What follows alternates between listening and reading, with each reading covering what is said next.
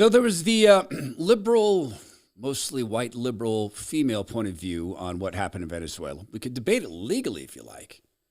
But from an operational perspective and from a societal perspective, there was a lot of liberal women in the United States of America very, very upset. And then there was the street parties in Venezuela. As you see in this video, people celebrating the ouster of Maduro as he's taken out and removed by U.S. forces. That had to be a big shock to the liberal women, mostly the white women, who were very, very concerned about this. And the Venezuelans stepping in to say, hey, you can be concerned from where you sit. We're pretty happy about it. We'll talk about that, but more so the operational realities of this. What happened? How did it happen? Is it as successful as everybody says? It's not me. It's my friend Mike O'Rourke, retired Special Forces, the chief over at Advanced Operational Concepts, joins us with the help of Bulwark Capital Management and, of course, God Almighty. The Todd Herman Show is 100% disapproved by big pharma, technocrats, and tyrants everywhere. No. From the high mountains of free America, here's the Emerald City exile, Todd Herman. Today is the day the Lord has made, and these are the times in which God has decided we shall live. And tell me this isn't God ordained. Look who the sponsor is today, Bone Frog Coffee. I got the Bone Frog Coffee merch, a new collared shirt for records. I'm wearing a collared shirt on the program. This is the fourth time in 4 years wearing a collared shirt. This is the sort of merch you can get: the new coffee cups, coffee mugs, bonefrogcoffee.com/Todd, promo code Todd. That Bone Frog insignia, that's a sign of a fallen Navy SEAL. There were no SEALs or Special Forces or American troops who fell in this op. And there's also the God Country team reality on all of these, and the coffee, world class. It's bonefrogcoffee.com/Todd, promo code Todd. Mike O'Rourke joins me. Mike, retired Special Forces chief over at Advanced Operational Concepts. Brother, thank you for coming back on the program. It's a pleasure to have you here. Todd, good to talk with you again. Been too long. It has been too long, and immediately I thought of you, and you're helping me with an interview with a guy who knows a little bit about Venezuela. That's supposedly going to happen next week. He's a little busy this week. Let's start with a video that those of us who are not operational, haven't served, watch and wonder what it is. It's some helicopters flying. It's an operational video, and I just see helicopters flying over a city, but what do you see as this is going on?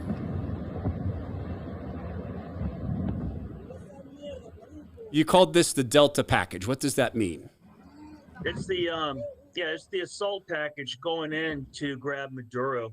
What you're seeing in the video are MH-47s and MH-60 Blackhawks that belong to the 160th Special Operations Aviation Regiment, and they are flying in Delta assaulters and very likely Rangers from the 75th Ranger Regiment, who serve as an outer security force.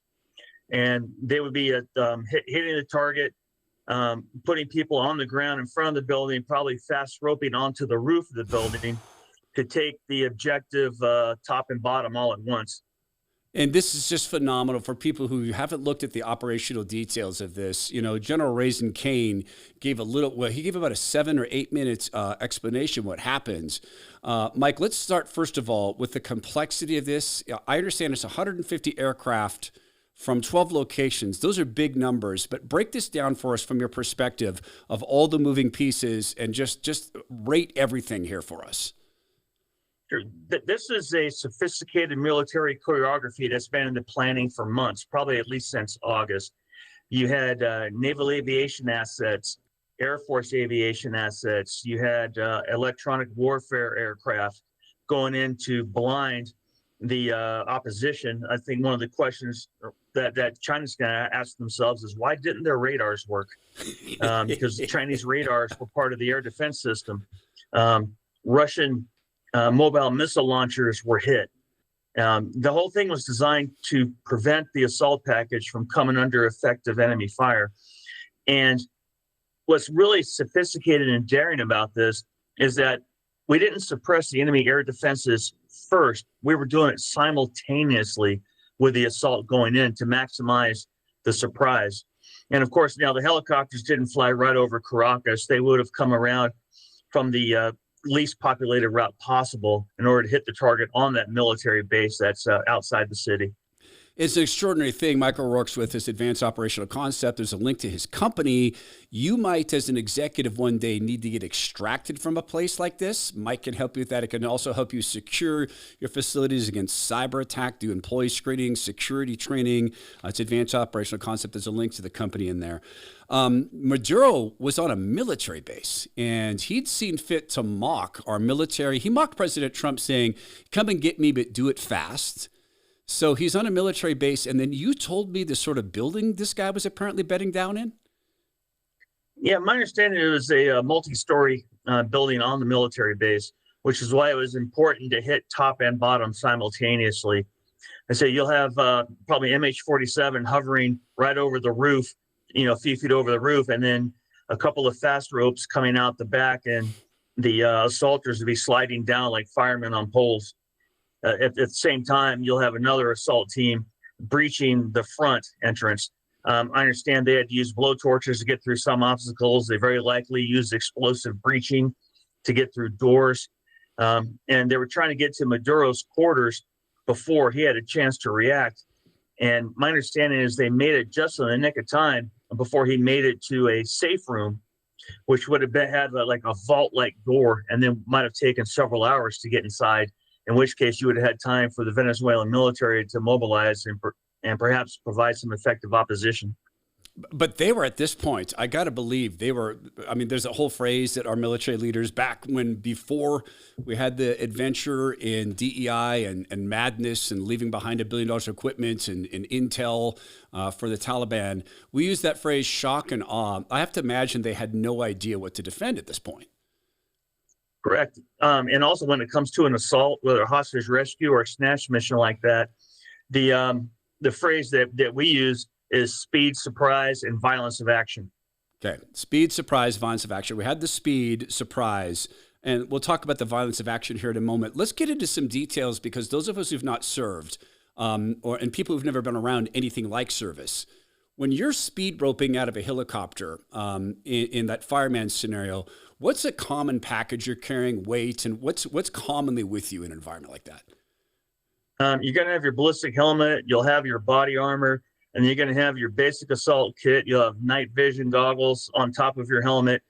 You'll have a series of breaching tools, what are called Halligan tools, which are like similar to what firemen use to pry open doors.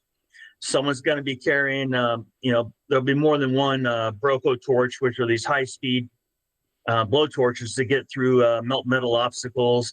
Quickie saws with metal blades, pretty heavy saws that, again, a lot of this is equipment you might see firemen use on trying to extricate people from a crushed vehicle. But so a lot of that's on your back.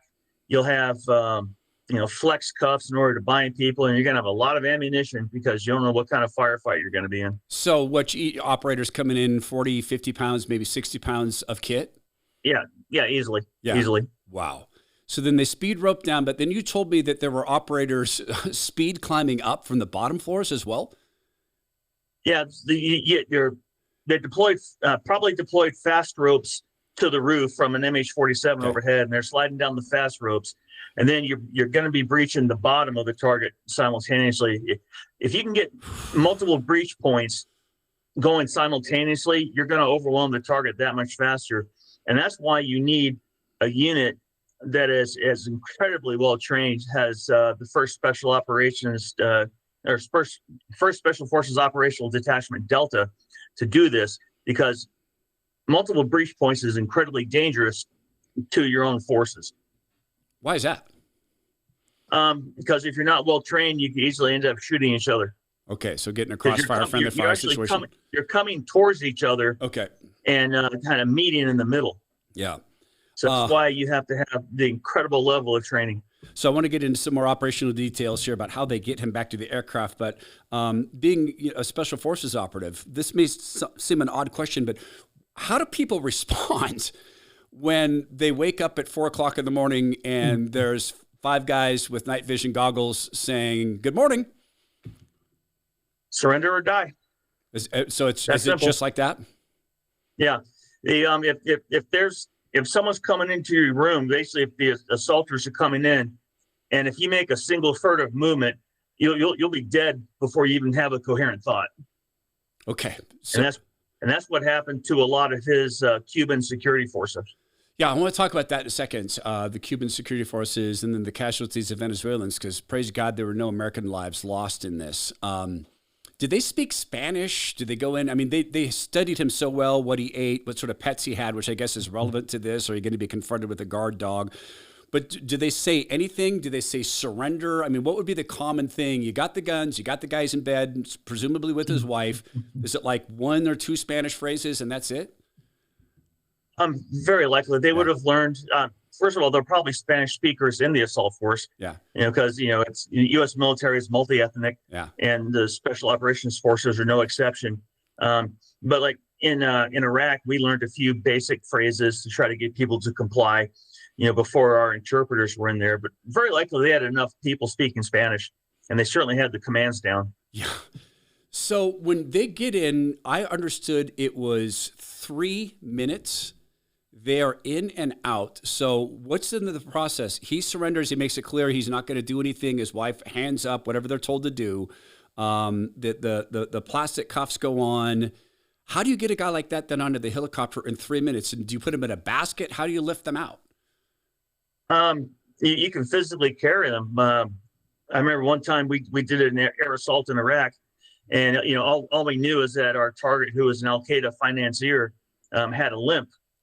And then when we got in, hit the target, we found the guy. We actually found out the limp was because he only had one leg, and which you couldn't tell because of the dish dashes they wear, which are almost floor length. Yeah. And we had to go across a plowed field where the helicopters were, which was hard enough to walk in when you have two good legs. So we just physically carried them and threw them into the bottom of the helicopter. So that probably something similar happened. Okay. If they're out that quick, that means they probably didn't do any SSE or sensitive site exploitation, grabbing documents, hard drives, things like that. But it seems like I saw some video where it looked like the helicopters on the exfiltration might have been a significant amount of time later, so they possibly spent a little bit of time in there seeing what they could grab. So they get the whole thing, as far as taking down the target, 3 minutes would be pretty good time. That's incredible. And there, we watch TV, we watch movies. We'll see they're using the little toys. Michael works with this, advanced operational concepts, retired special forces.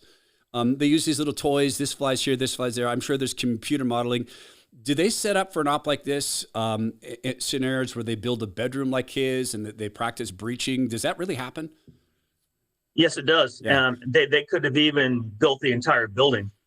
And they've been practicing, from what I heard, since August and working on a realistic mock-up. So if they had intel about the inside of the building, then they would know exactly where they're going. You have a plan to the breach point, and then once the breach goes down, it's what we call a flow drill. You can't necessarily say, okay, the first guy in is going to keep staying the first guy, because everyone's breaking off, clearing individual rooms, and you just flow like water through the building. And that's where all the training comes in. It's like, it doesn't matter if you're the last person to go in through the breach point, all of a sudden now you might be the first person grabbing Maduro.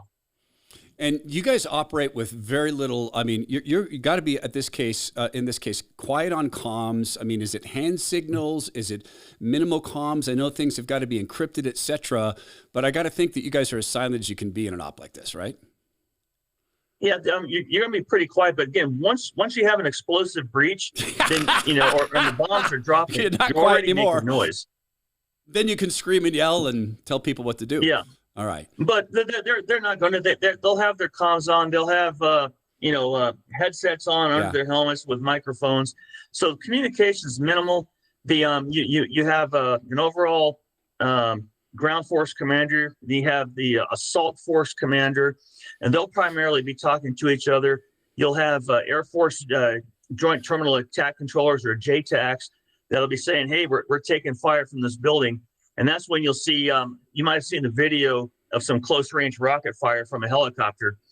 That was probably not a Little Bird or not an Apache, but most likely what's called a direct action penetrator, which is a version of the MH-160 that's just hung with a bunch of rockets and missiles, and that provides close air support. So you got the JTAC talking, making sure the external forces are staying away by bringing air power to bear. You have some internal communications going on, but you have brevity codes. So like say when you got them, you might call jackpot, and then when you're ready to exfil, there'll be a code for that. Yeah. And then as you're coming out, you need to make sure people on the outside know you're coming out, because by then you probably have snipers set up, your snipers covering the target, and so therefore you don't leave the target unannounced. Incredible series of events, 150 airplanes, 12 locations, all arrive at the same time. Mike was saying that they're suppressing and destroying their ability to interrupt our aircraft at the same time as they're reaching this building.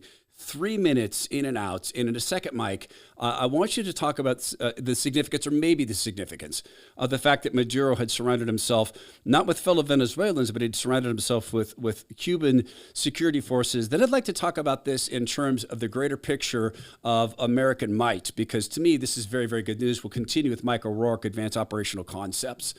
Look, there's no transition for this. It's just no way to do this artfully. I'll just tell you, we've got a great sponsorship for years with a company called Allen Soaps. Like Bone Frog, very independent company.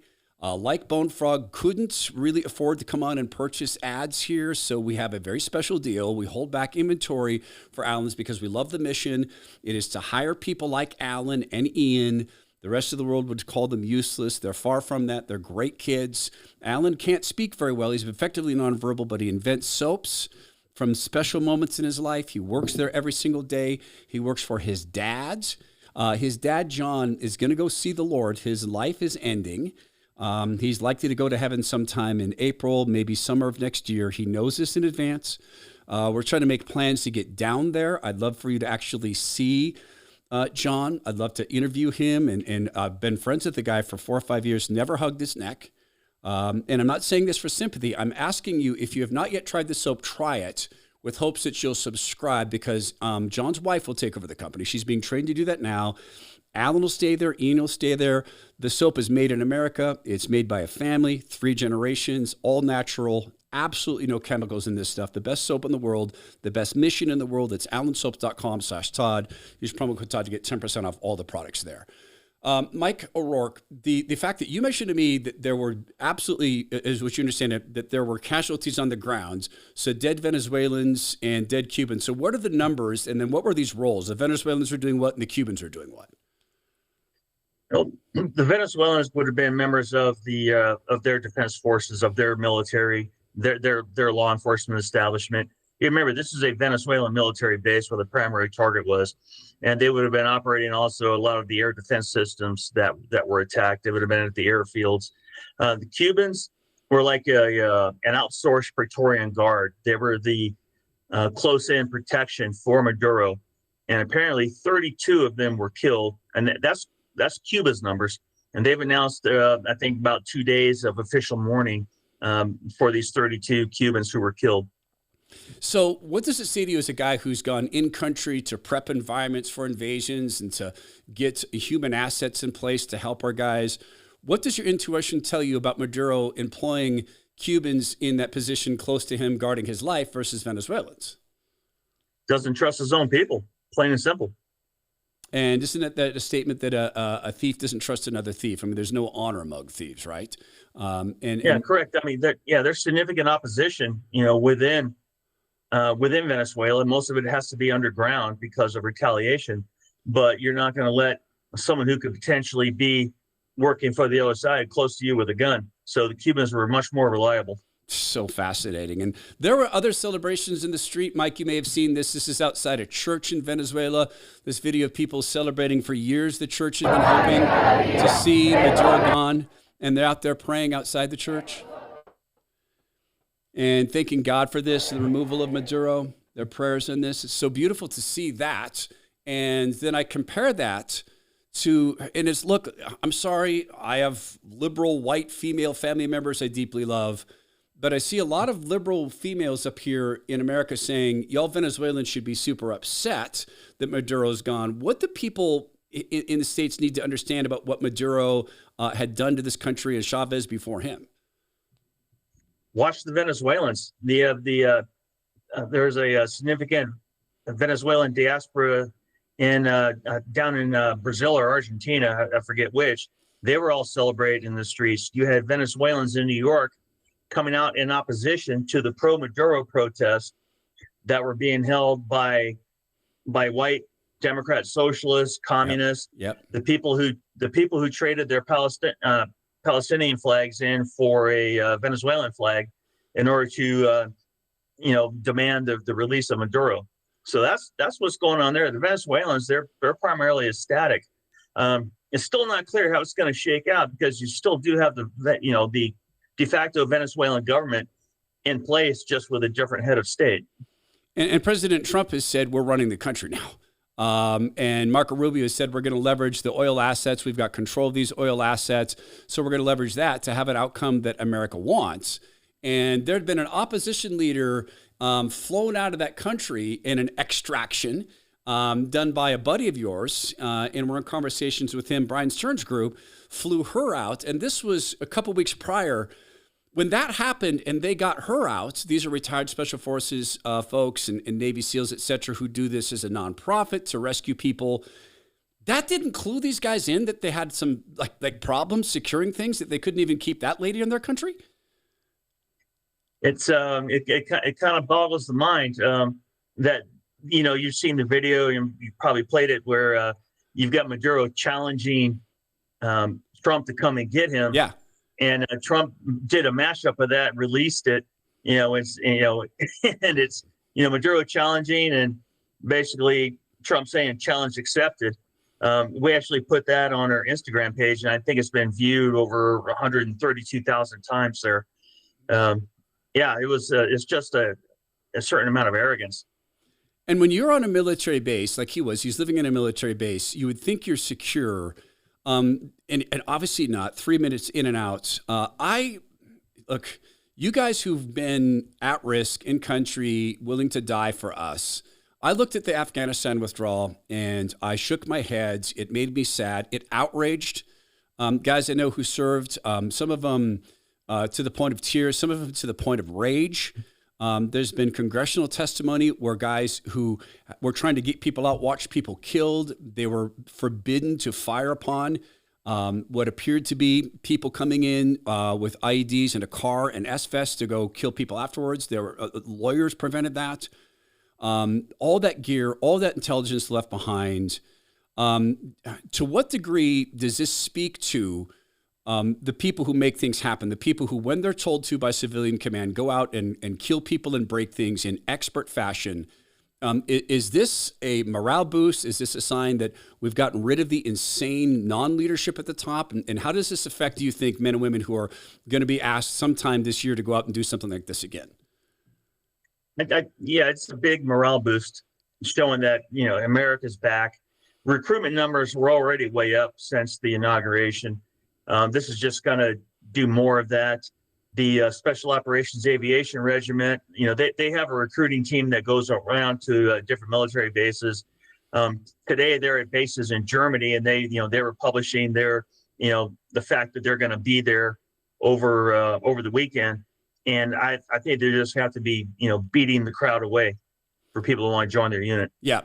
Do we leave assets behind? I know we've got ships and we've got planes, and we can have a QRF, you guys, quick response force, right? Or rapid response. We could have that immediately. Quick reaction force. Quick reaction force. Do you think, would it be common for us to still have people on the ground sort of hidden away? Probably not military folks. I would not be surprised if the CIA intelligence assets were still there. Southcom's assets are still sitting offshore, as far as I know. Yeah. Ready to respond not only to anything in Venezuela, but also to additional drug boat traffic. So we still have eyes on the ground, eyes in the sky. And people are saying this is Trump now starting a war, and President Trump was going to do away with wars. He's ended some. Others, I feel like he's digging in. But does this bear any resemblance to a war? No, it's a raid. I mean, certainly Venezuela would consider it an active war. Yeah. But I think what President Trump was referring to is no more forever wars. Yeah. Like 20 years in Afghanistan, 20 years in Iraq. And when you're in and out, in just a matter of moments, that's anything but a forever war. And I don't see us actually on the ground running the country when you still have the vice president of Venezuela sworn in, has the interim president. But we're going to be using all the levers of diplomacy, coercion to try to get them to play ball with us. Yeah. And you'd mentioned before the role of China in this, and there's no doubt, and it's not a secret that China seeks to destabilize the United States through, flooding drugs into our country, propaganda. They're behind. They help fund Black Lives Matter Incorporated. They help fund so many of the leftist causes here, Antifa, et cetera. But you mentioned this issue of their radars not breaking down. We don't know. They didn't work. Does that mean that we have some jamming system, or they've got to be looking internally at this, like, how on earth did they get around this? Could it be hacking? What are the possibilities that we actually made inert their radars? Someone in China is going to have some explaining to do. Is that a meet me in my office at 4:30? Bring all your things and your family members and the keys to your apartment and your social credit score. Yes. Yeah. Yep. Something like that. I've only heard of like one missile getting off, and I think that might have been a shoulder-fired man-portable air defense system, and didn't hit anything. So the radars would have been blinded. The radios would have been not working, so that they were deaf and blind and couldn't talk to each other, and just they were totally overwhelmed. Yeah. And so China's now wondering, okay, how far superior is America's technology over ours, and they're going to have to weigh that into their Taiwan calculus. Yeah. And to me, just to see an institution recover from what I think was a purposeful attempt to tear it down and to bog it down and to distract it from what its true mission is, to me, that just feels great as an American, because I have such a huge attachment to people who serve, and for them to be able to celebrate this and see, yes, we can still do it. The oldest crew member was 49, youngest crew member was 20 years old who pulled this off. In my mind, I know it's a full-grown man, but in my mind, that's a kid. And how's it feel for you, guy who's been, called to go do things like this? What's it feel like emotionally for you when you did the analysis, but what are you feeling in your heart today? I mean, it's great. It shows that we can still do these things. Yeah. We have people who are ready to step up and go into harm's way and to carry out this nation's orders and do it effectively, do it masterfully. And this is a multi-service operation. It's not just special operations. You had, Air Force, Navy. I'm sure the Marines were sitting probably on helicopters on the Iwo Jima, ready to come in as a quick reaction force. God forbid, should a Black Hawk have gone down, or something like that, had the fight developed into something much more than it was. So you had the Marines ready to go. Air Force, Navy were overhead. I think even Space Force was involved with satellites. There were cyber operations taking place.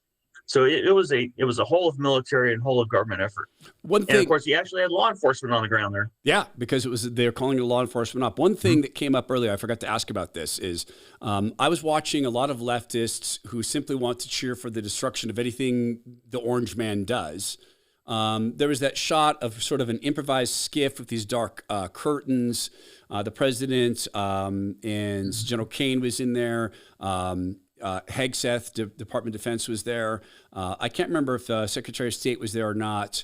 But they were making fun of the fact that Twitter was on the screen behind them. And I had a theory on that. And what's your theory of why there would be a Twitter screen behind them in that war room?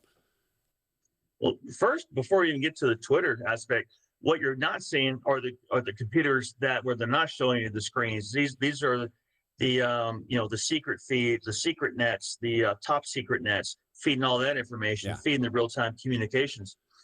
Twitter was there. It's another intelligence tool to monitor if the operation's been leaked. If all of a sudden before our forces go in, all of a sudden messages are going out, hey, the Americans are on their way right now, then you've got a compromise somewhere, and that ups the danger level. And then you can also monitor Twitter as the operation is taking place in the immediate aftermath, in order to see what people are saying, especially people in Venezuela. Yeah. Wow, that's fascinating. And I kind of guessed that it would be, hey, what are people on the ground saying? But then to go back afterwards and do sort of forensic analysis in this is utterly, utterly fascinating. You work with, It's go ahead. yeah. Go ahead. I was gonna say it's OSINT, open source intelligence. It's a legitimate intelligence discipline.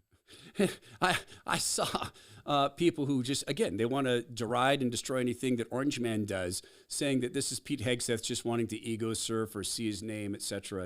And the degree that people go to just try to destroy something like this from a perspective of just politics. And you use you can't use all these tools. I don't know that you've got SpaceNet at your disposal, but you've got these years of experience in working in situations like this to help get people out of dangerous circumstances, executives, help protect them from this.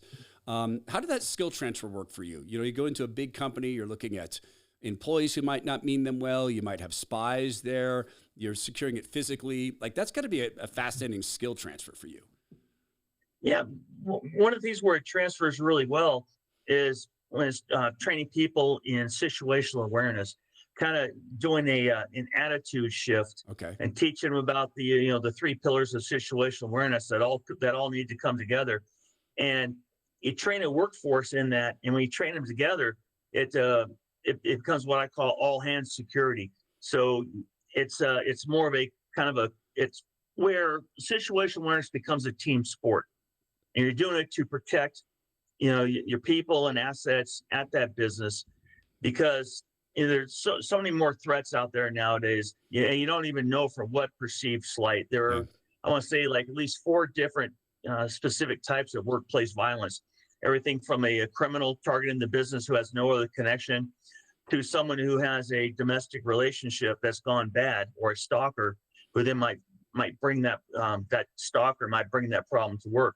And we'll work with companies to learn how to mitigate all this and bring the whole team in as part of the solution. Yeah, and I watched a video. It wasn't at a business, but it was at a church. It was in Virginia. A guy who claimed to have been a CIA asset, clearly having some kind of psychotic break, walked into the church on a hot summer day with a coat, didn't take his sunglasses off, lingered in the lobby, had a cup of coffee he wasn't drinking, was checking the security cams, and this was outside of DC, and pretty quickly some, retired operators took him outside. Hey, why are you here?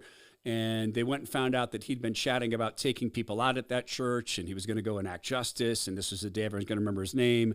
So security caught that on camera, in person, et cetera. So you train businesses and employees to be aware of, hey, why is this dude walking back and forth in front of the lobby? Why is he taking pictures of a building? Things like that. Yeah, that comes to what we call the trusting your gut, which is the second pillar of situational awareness. If something appears wrong, your ice age part of your brain that's been warning us of danger for hundreds of thousands of years is kicking in. And what you have to do is overcome that modern sensibility that says, well, maybe, I don't want to be judged because, this person might be of a different socioeconomic status, or it might be a different ethnicity. So I don't want to be judged for that. And therefore you discount your gut, and then something bad happens. Yeah. We teach people to trust their gut, investigate, and or at least react. Follow your procedures. Yeah. I was in Mexico. This was last year with my daughter, and we got there the first night. I'd fallen asleep, and I was in Puerto Vallarta, and there was explosions, and then I heard gunshots. And I never told you this, but you know what came into mind because of you? OODA loop. Literally, I woke up from a sleep. Observe, orient, decide, act. So I observed, okay, are those gunshots? Sure as heck sound like it. Are they explosions? Yes. Then I'm thinking, okay, it's the revolution, or it's cartels. They're attacking a target. And I got up to do more observation. Then I saw smoke. Then I heard music. And I was deciding what I was going to act on. Then I realized, okay, those are fireworks. My daughter's in the room next door. It's okay.